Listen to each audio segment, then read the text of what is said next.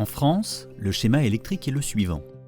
Certains produisent l'électricité, RTE la transporte pour assurer les équilibres nationaux, d'autres la distribuent à une échelle locale, et enfin, il y a ceux qui la fournissent aux consommateurs. Le réseau de distribution appartient aux collectivités. La gestion et l'exploitation de ce réseau sont confiées dans la majorité des cas à Enedis dans le cadre d'un contrat de concession. Un système bien rodé qui permet à tous d'accéder à l'électricité, peu importe l'endroit.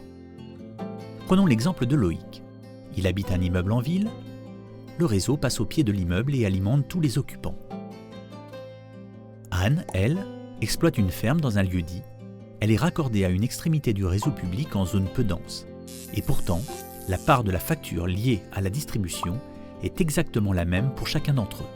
C'est le principe de péréquation tarifaire qui assure une égalité d'accès au service public de la distribution d'électricité.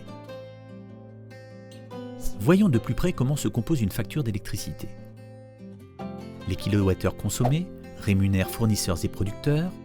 Le TURP rémunère le transporteur et le distributeur pour la gestion et l'exploitation du réseau.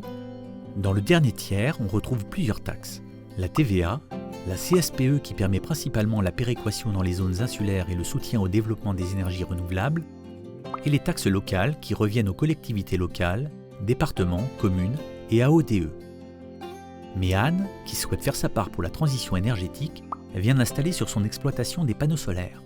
Avec d'autres agriculteurs, ils ont également investi dans une station de méthanisation et ont fait installer des éoliennes pour produire une partie de leur énergie et revendre les surplus. Et si on allait plus loin?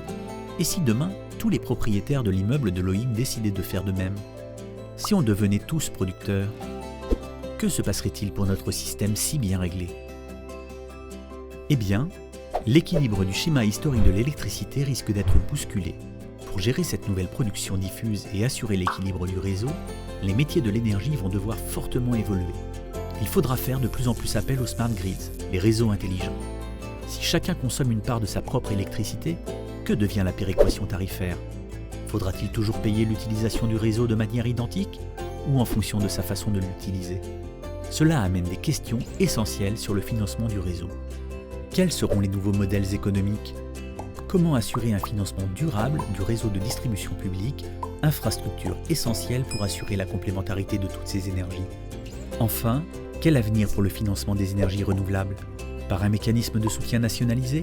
Ou alors en favorisant les circuits courts de l'énergie comme l'autoconsommation?